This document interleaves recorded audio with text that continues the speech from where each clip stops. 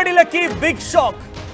Go back ఉద్యమంలో మార్వాడీల్లో ఆందోళన వ్యక్తమవుతోంది. కామారెడ్డి సదాశివనగర్లో మార్వాడీ షాప్కి నిప్పంటించే సంఘటన మీ అందరికీ తెలిసిందే.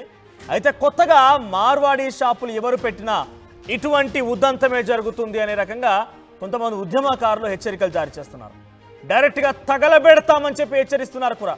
కొత్తగా షాప్ ఎవరు పెట్టాలన్నా కూడా ఇప్పుడు ఆలోచించాల్సిందే ఈ వ్యాఖ్యలతో అన్న చందంగా మారిపోయింది. కొత్తగా మార్వాడి షాపులు పెట్టడానికి కూడా జంకుతూ ఉన్నారు. అట్ ద సేమ్ టైం చాలా రోజులుగా మనం ఈ డిస్కషన్స్ చేస్తూ ఉన్నాము. మరీ ముఖ్యంగా చాలామంది చాలా విశ్లేషకులు కూడా మాట్లాడుతూ ఉన్నారు. సో మొదటగా మాట్లాడినటువంటి ఆ మార్వాడి సమాజానికి సంబంధించిన వ్యక్తులు ఇప్పుడు ఎవరు కూడా మాట్లాడడం లేదు. వాళ్ళంతటా వాళ్ళు ఒక రకంగా నియంత్రించుకుంటున్నారు. పెద్దగా రెస్పాండ్ అవ్వడం లేదు. మేము మా అంతటా మేము నియంత్రించుకుంటామన్న రకంగా వారంతా ఒక డిసిషన్కి వచ్చినట్టు తెలుస్తోంది. పాత వాళ్ళతో ప్రాబ్లమే లేదు.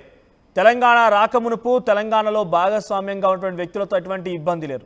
తెలంగాణ వచ్చిన తర్వాత కొత్తగా ఏర్పడ్డ షాపులన్నీ కూడా తిరిగి వెనక్కి వెళ్ళిపోవాలని చెప్పేటువంటి నినాదం ఇంకా మరింత జోరందుకుంది. ఈ నేపథ్యంలోనే చాలామంది కూడా ఆ సమాజం నుంచి మౌనంగా ఉండిపోతున్నారు. ఒక రకంగా చెప్పాలంటే నియంత్రించుకుంటున్నారని మాత్రం చాలా ముమ్మాటికి వాస్తవంగా ఉంది.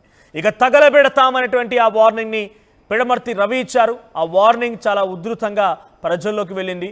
తెలంగాణలో ఉద్రిక్తత పరిస్థితులకు దారితీసింది. కొత్తగా షాపులు పెట్టకూడదనే నియంత్రణని వాళ్ళు కూడా పాటించే అవకాశం కనబడుతోంది. కల్తీ మాల్, ట్యాక్స్లు ఎగ్గొట్టుతారు. ఇలాంటి ఆరోపణలపైన ప్రజల నుంచి వస్తున్న డిమాండ్లని కానివ్వండి, తెలంగాణలో కొంతమంది వ్యతిరేకులు లేకపోతే కొంతమంది ఎవరైతే ఉద్యమాలు చేస్తున్నారో పృథ్వీరాజ్, తెలంగాణ శ్యామ్, ఇంకా చాలామంది వ్యక్తుల నేపథ్యంలో వీరందరి నినాదాలు ప్రభుత్వం వరకు చేరాయి. ప్రభుత్వం కూడా ఆయా షాపులపై నిఘా పెట్టింది.